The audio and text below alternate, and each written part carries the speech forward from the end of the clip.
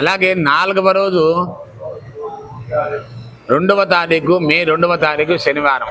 ఆ రోజు శ్రీ అమ్మవారి ఆలయంలో లభించినటువంటి ప్రాచీన బంగారు సువర్ణ ఆభరణములను మా గౌరవనీయులు మాన్య శ్రీ వేగేశన నరేంద్ర వర్మరాజు గారు, బాపట్ల శాసనసభ్యుల వారు, అలాగే మా ధర్మకర్తల మండలి చైర్మన్ శ్రీ కలకోట చక్రధర్ రెడ్డి గారు, అలాగే ఇతర ట్రస్ట్ బోర్డు సభ్యులు, అర్చకులు, పూజారులు, వేద పండితులు, అలాగే మేళతాళములు అందరూ కలిసి ఒక శోభాయాత్రగా చందోలు స్టేట్ బ్యాంక్ వద్దకు వెళ్తాము.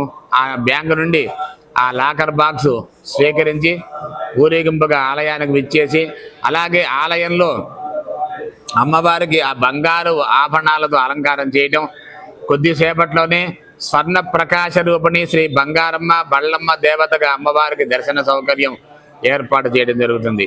ఇది 2వ తారీఖు ఉదయం 10 గంటల నుండి సాయంత్రం 4 గంటల వరకు కూడా నిరంతరం కూడా అమ్మవారి దర్శన సౌకర్యాలు అన్నీ కూడా ఏర్పాటు చేస్తున్నాం.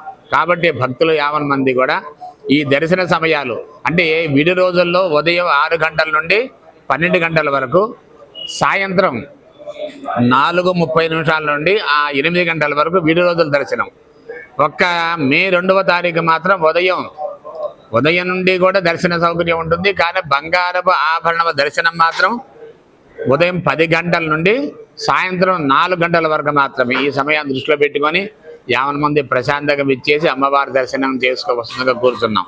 అలాగే ఈ మే 2, మే 3 ఈ 2 రోజుల్లో భక్తులు అధికంగా రద్దీ ఎక్కువగా వచ్చే రోజులు కాబట్టి ఆ రోజుల్లో దాతల సౌకర్యంతో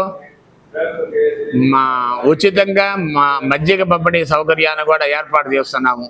అలాగే ప్రతిరోజు కూడా ఉదయం సాయంకాలంలో వచ్చిన భక్త కోటికి క్యూ లైన్ల ద్వారా దర్శనం ఏర్పాట్లు, అలాగే తీర్థప్రసాద వినియోగములు, మా దాతల సహకారంతో ప్రసాదముల పంపిణీ సౌకర్యములు ఇవన్నీ కూడా ఏర్పాటు చేస్తున్నాం.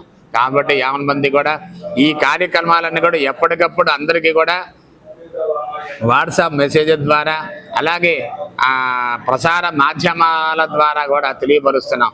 50 మంది ఈ కార్యక్రమాలకు విచ్చేసి అమ్మవారిని దర్శించి అమ్మవారి అనుగ్రహానికి పాత్రలు కావాల్సిందిగా మరి కోరుతూ సర్వే జనాః సుఖినో భవంతు.